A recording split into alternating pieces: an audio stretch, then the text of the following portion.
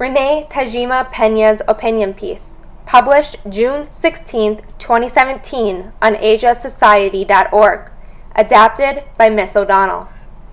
I worry about a lot of things whenever my teenage son leaves for a night out, but I do not have the fear that he has a target on his back as Muslim, South Asian, Latino, and African American parents do.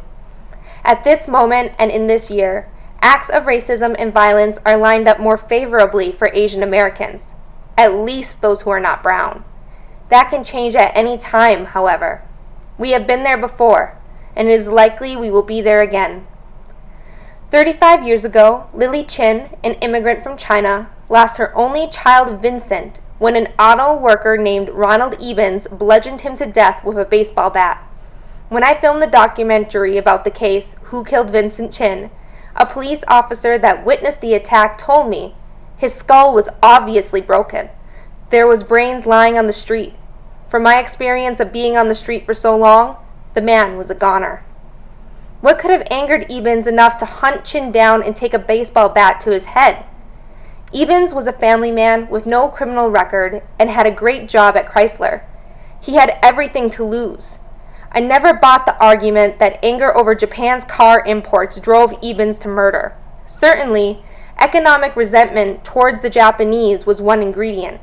But in any encounter of racial violence, there's a whole toxic stew. On the night of June 19, 1982, Chin and Ebens crossed paths at the Fancy Pants, a Detroit area club. They had probably been drinking. Ron was known to have a problem with alcohol. Then there were their individual personalities.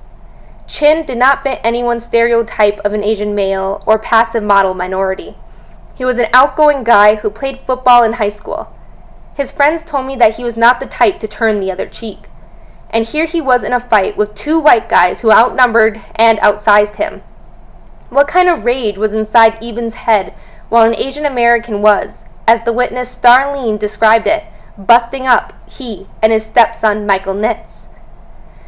Racist killers can be anonymous and intentional, but I believe quite often race is what turns an everyday encounter into disaster, as our private and public selves collide. Racism is a cancer that might hit one organ, but then spreads. That is why Black Lives Matter, and why I have to fear for everyone's child, not only my own. During the 1980s, Asian Americans were unequally victims of hate crimes. The violence experienced by brown and black Americans today is our problem. To borrow from the late comedian Richard Pryor, justice cannot mean just us.